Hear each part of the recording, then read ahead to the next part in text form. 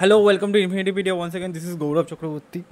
আমি বিগত দুদিন ধরে মিডল ইস্টে যে কনফ্লিক্টটা চলছে বা যে টেনশনগুলো চলছে সেইগুলোকে অবজার্ভ করছিলাম এবং আমি ওয়েট করছিলাম যে নেক্সট মুভ কী হয় আমেরিকার। কারণ আপনার হলো হচ্ছে রাশিয়ার থেকে একটা আপনার বয়ান এসছে, চায়নাও আপনার বয়ান দিয়েছে এবং তার ফলে একটা আপনার লিটল বিট আপনার স্টেবিলিটি দেখা যায়। I am not saying everything is becoming ওকে।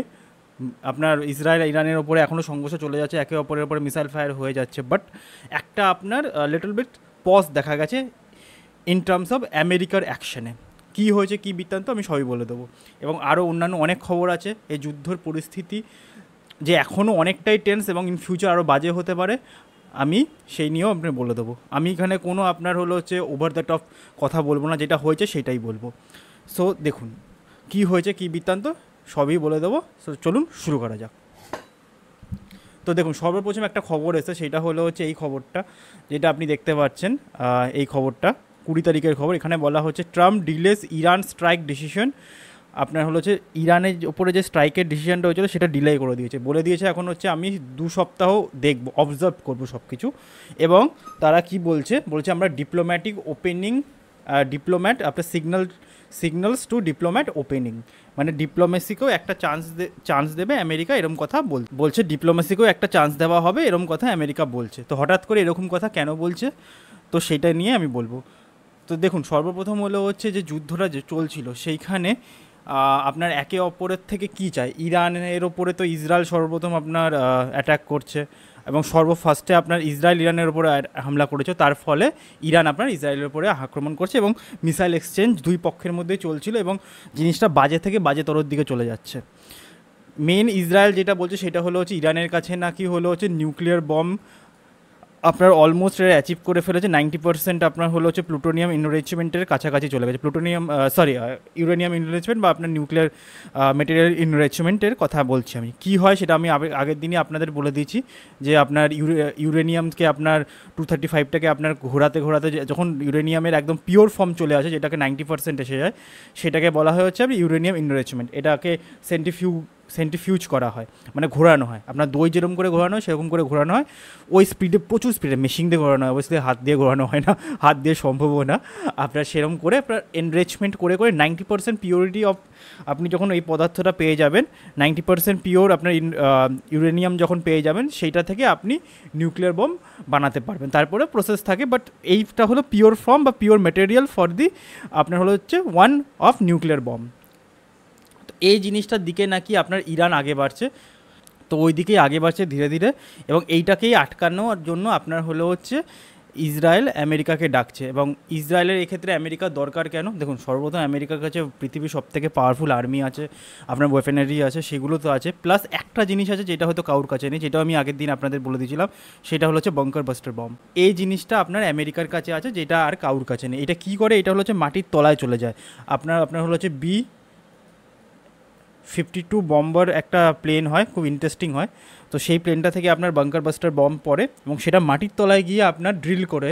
এই আপনি সামনেটা যদি দেখতে পারেন, এটা একটু বড় করে দিই, এই সামনেটা যে দেখতে পাচ্ছি, এখানে একটা ড্রিলিং সিস্টেম থাকে এবং এই ড্রিলিং সিস্টেমটা ড্রিল করতে করতে অনেক নিচে চলে যায়, প্রায় 700 মিটার অবধি নিচে চলে যায় এবং তারপরে আপনার হলো হচ্ছে ব্লাস্ট হয়।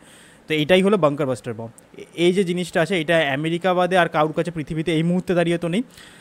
এবং ওই কারণেই আপনার হলো যে আমেরিকাকে ডাকছে আপনার ইসরায়েল যাতে আসে, এবং তাছাড়া যদি আসে আপনার হেল্পও হয়ে যাবে সামরিক দিক দিয়েও। এবং আপনার একটা রিপোর্ট আসছে, সেটা হলো হচ্ছে ইসরায়েল নাকি এই যুদ্ধ আপনার 7-10 দিনে বেশি চালাতে পারবে না। যাই হোক, আজকে তো 7 দিন হয়েই গেল। সে অনেকে ইউক্রেন এবং রাশিয়ার ক্ষেত্রেও বলেছিল নাকি ইউক্রেন 7 দিন টিকবে না। সে অবভিয়াসলি সেখানে আমেরিকার ব্যাকআপ ছিল বলে এত বছর টিকে গেছে। যাই হোক, যুদ্ধ এখনও চলছে ওইদিকে। এই দিকের বিষয়টা হলো হচ্ছে এখন এইখানে কি হয়েছে, এই যে নিউক্লিয়ার ফ্যাসিলিটিসটা আছে আপনার ইরানের কাছে, যেটা অনেকটা মাটির তলায় আছে, ওটা সবথেকে বড় নিউক্লিয়ার ফ্যাসিলিটি, ওইটাকেই ধ্বংস করার জন্য আপনার হলো হচ্ছে ইসরায়েল আমেরিকার সাহায্য চায়। এ তো গেল এই বিষয়টা, এই কারণে আপনার চাইছে। এবার আমেরিকা আপনার 2 সপ্তাহের পজ কেন নিয়েছে সেটাই দেখতে আপনাকে সেকেন্ড খবরটা দেখতে হবে। এই খবরটার মধ্যে বলা হচ্ছে যে কি বলা হচ্ছে, এক্সট্রিমলি ডেঞ্জারাস। কে বলছে? এনডিটিভির খবর। এটা রাশিয়া থেকে আপনার বলা হয়েছে, এটা রাশিয়া থেকে বলা হয়েছে এক্সট্রিমলি ডেঞ্জারাস। কেন বলা হয়েছে এবং রাশিয়ার থেকে অ্যাকচুয়ালি যদি বলা হয় যে আমি যদি একদম মানে বাংলা ভাষাতে একদম সোজা বাংলা ভাষায় বলি, তো রাশিয়া থেকে আমেরিকাকে থ্রেটই দেওয়া হয়েছে। Russia wants US against military intervention in Iran Israel war. মানে রাশিয়া আমেরিকাকে আপনার থ্রেটই করেছে এক কথায়, যে আপনারা এই যুদ্ধের মধ্যে জড়িয়েন না, এর কনসিকোয়েন্সেস কিন্তু আনইম্যাজিনেবল হবে। এই কথাগুলো কিন্তু আপনার রাশিয়ার অফিসিয়ালি কথাটা বলেছে। এর আগে আপনার রাশিয়ান প্রেসিডেন্ট ভ্লাদিমির পুতিন আপনার আমেরিকান প্রেসিডেন্টকে কল করেছিল, 35 মিনিট কি 40 মিনিটের কথা হচ্ছে, তার মাঝখানে কথার মধ্যে মনে হয় উনি পছন্দ করেননি কথাগুলো। মানে আমেরিকার প্রেসিডেন্ট নাকি ওনাকে এরম টাইপেরই কথাও বলেছে যে আপনি আগে ইউরোপের এই দিকটা সামলে নিন, ইউক্রেন সামলে নিন, তারপরে না মিডল ইস্টের কথা বলেন। তো এইটা হয়তো পছন্দ করেনি, তারপরেই এই কথাটা এসছে। এবং আপনার হলো এখানে একটা চায়নারও কথা আছে, চায়না থেকেও আপনার ইরানকে সাপোর্ট করার কথা বলা হচ্ছে। তো এই কারণেও হয়তো আপনার আমেরিকা আপনার 2 উইকসের আপনার পজ নিয়েছে, যাতে একটা ওরা মেজারমেন্ট করে দেখতে পারে, অ্যানালিসিস করে দেখতে পারে যে সিচুয়েশন কতটা বাজে হতে পারে, কী বৃত্তান্ত হতে পারে। আমার মনে হচ্ছে ধীরে ধীরে জিনিসটা এখন লাইট হয়ে যাবে। অ্যাটলিস্ট আমেরিকা ডাইরেক্টলি হয়তো ইন্টারভেন করবে না, এটা চান্স এখন 50-50 হয়ে গেল। যেটা আগে 90%-এর ওপরে ছিল ইন্টারভেন করার, সেটা এখন 50-50 হয়ে গেল, হয়তো ইন ফিউচার আরও কমবে।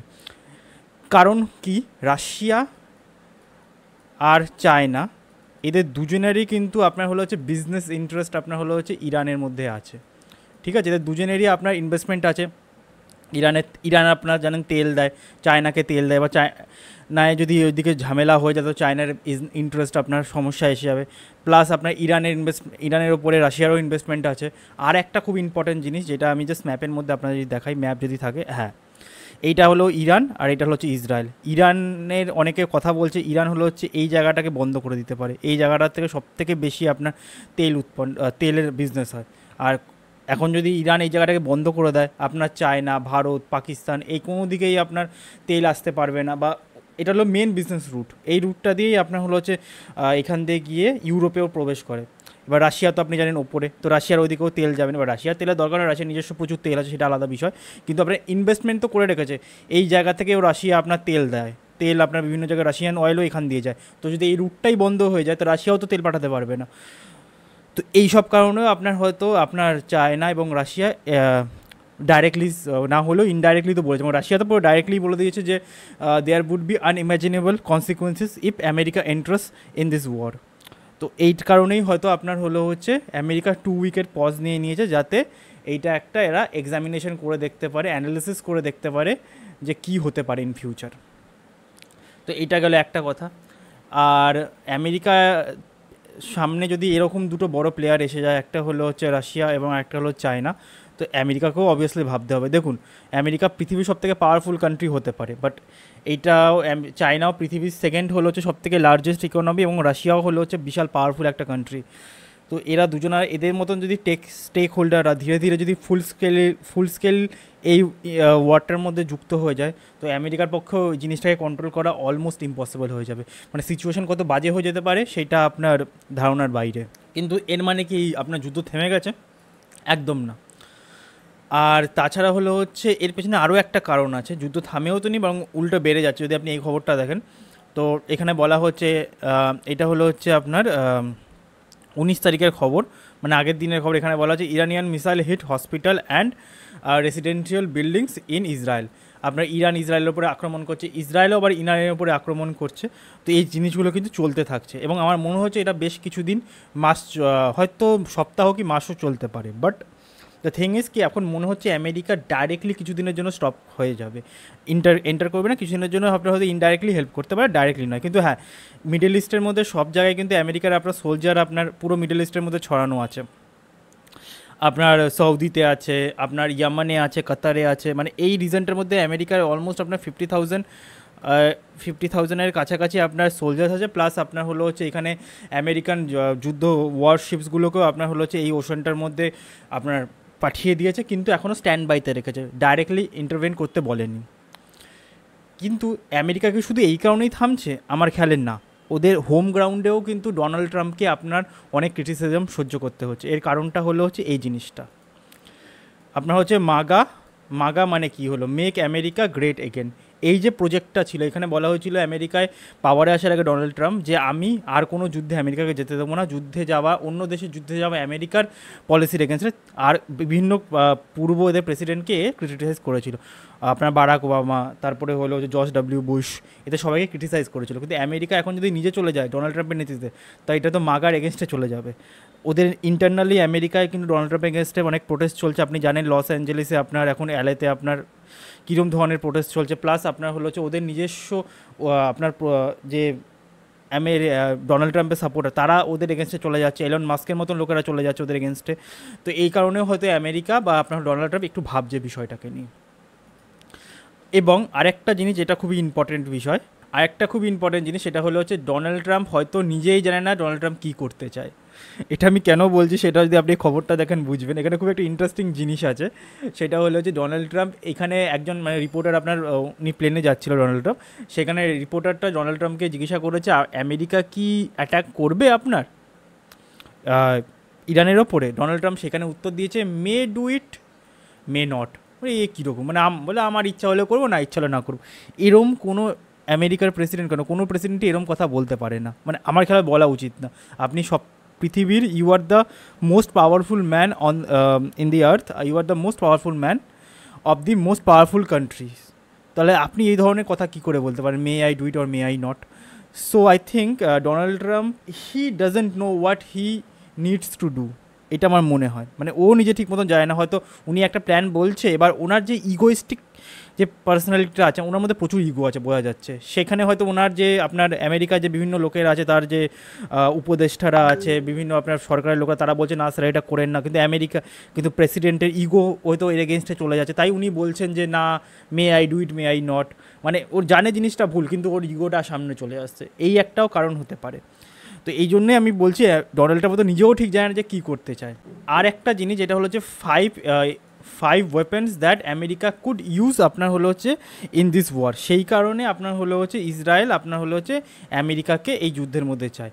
তো কী কী যেই জিনিসগুলো আছে, যেই ওয়েপেন্সগুলো আছে, দেখুন 5 কি ওয়েপেন্স, যেই ওয়েপেন্সগুলো আপনার ব্যবহার করতে পারে, সেটার মধ্যে একটা তো আপনার বলেই দিলাম আপনার, সেটা হলো হচ্ছে বাঙ্কার বাস্টার বম। আরেকটা হলো হচ্ছে F-35 লাইটনিং 2, এই জাহাজটাও আপনার হলো হচ্ছে খুব ইম্পর্টেন্ট জাহাজ, এবং এইটা আপনার ব্যবহার করতে পারে আমেরিকা, সেই কারণে আপনার ইসরায়েল আমেরিকাকে চাইছে। তাছাড়া হলো হচ্ছে কনভেনশনাল অ্যান্ড নিউক্লিয়ার ওয়েপেন্স। দেখুন আমেরিকার কাছেও কিন্তু surface to air to surface এই ধরনের নিউক্লিয়ার ওয়েপেন্স এবং কনভেনশনাল ওয়েপেন্স আছে, যেগুলো ইসরায়েলের কাছে কিন্তু খামতি যদি আসতে থাকে তাহলে আমেরিকাকে ডাকতে পারে, এই কারণে উনি ডাকছেন। তো এই ধরনের ওয়েপেন্সগুলো যাতে উনি ওয়েপেন্সের সাপ্লাই করাতে পারে আমেরিকাকে। তারপরে বিভিন্ন রকমের এয়ারক্রাফট ক্যারিয়ার্স আছে আপনার আমেরিকার কাছে, অতটা ভালো ইসরায়েলের কাছে নেই। তো যাতে ওয়েপেন্সের খামতি না হয় সেই কারণে আপনার ইসরায়েল আমেরিকাকে চায় এই যুদ্ধের মধ্যে আসতে। কিন্তু আমেরিকা এখন দু সপ্তাহের জন্য পজ নিয়ে নিয়েছে। আমেরিকা বলেছে আমরা 2 সপ্তাহের পজ নেব এবং এই বিষয়টার উপরে অ্যানালিসিস করে দেখব যে বিষয়টার মধ্যে আমরা ইন্টারভেনের দরকার আছে কি না, অথবা ডিপ্লোম্যাটিক যে ওপেনিংটা রেখেছি সেটা দিয়েই কাজ হয়ে যেতে পারে। এর আগে কিন্তু আমেরিকা অলরেডি কিন্তু তার কথা কন্ট্রাডিক্ট করে ফেলেছে। আমেরিকা বলেছে উই ওয়ান্ট আনকন্ডিশনাল, হ্যাঁ বলেছে আনকন্ডিশনাল আপনার হলো হচ্ছে স্যারেন্ডার অফ ইরান। এখন বলছে হচ্ছে know maybe we can give a chance to diplomacy. তো আপনি তো আনকন্ডিশনাল স্যারেন্ডারের কথা ইরানকে বলেছিলেন, যেরকম ভারত পাকিস্তানের যুদ্ধের সময় পাকিস্তান 71 সালে করেছিল ভারতের সামনে, আনকন্ডিশনাল স্যারেন্ডার করেছিল পাকিস্তান, সেরকম ধরনের স্যারেন্ডার চাইছে। কিন্তু বিষয়টা হলো হচ্ছে আপনি আবার এখন কি বলছেন যে no we can give a chance to diplomacy তো কন্ডিশনস থাকবেই, ডিপ্লোম্যাটিক টকে তো কন্ডিশনস থাকবেই। হয়তো ওখানে দেখা গেল ডিপ্লোমেসির এমন শর্ত রেখেছে ইরান মানছে না, তখন বলবে যে আমরা ওয়ারে আসবো। কিন্তু সেক্ষেত্রে একটা মুশকিল আছে, মুশকিলটা হলো হচ্ছে এই দুইজন ব্যক্তি, ভ্লাদিমির পুতিন এবং শি জিনপিং, এরা কি নিজের স্টেকটাকে চোখের সামনে ধ্বংস হতে দেখবে? আমার তো মনে হয় না। এরা ইনডাইরেক্টলি ইরানকে সাপোর্ট করা শুরু করবে, ডাইরেক্টলি না হলেও আমার মনে হয় ইনডাইরেক্টলি সাপোর্ট করা শুরু করবে। এবং যুদ্ধ যদি খুব বেশি দিন চলতে থাকে, আমার মনে হচ্ছে ইরান এই জায়গাটাকে, এই স্ট্রিকটাকে আপনার আটকে দিতে পারে, ফলে সারা পৃথিবীর আপনার ব্যবসা ইন্টারাপ্ট হয়ে যেতে পারে, এবং তার ফলে দেখা গেল হচ্ছে চায়না রাশিয়া হয়তো ডাইরেক্টলিও এই যুদ্ধে এসে যাবে।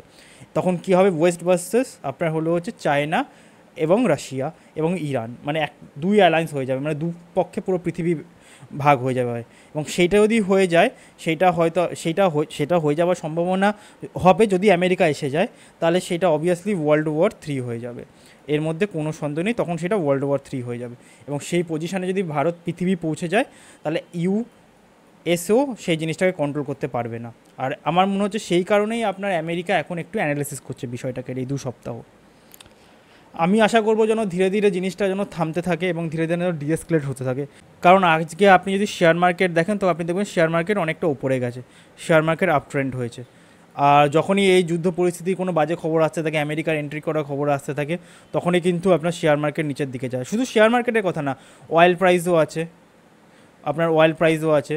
তো ওই অয়েল প্রাইসও আপনার উপরের দিকে যাবে এবং এই যুদ্ধ চলতে থাকে, ভারতে অয়েল প্রাইস আরও বাড়তে থাকবে। অলরেডি 100 টাকা হয়ে যাচ্ছে, তো আর কোথায় গিয়ে পৌঁছাবে তার কোনো ঠিক নেই। তো আমি চাই না যে এই যুদ্ধ আগে বাড়ুক, আমি সবসময় যুদ্ধ এন্ড চাই, আমি চাই না কোনো ক্ষেত্রে যুদ্ধ হোক।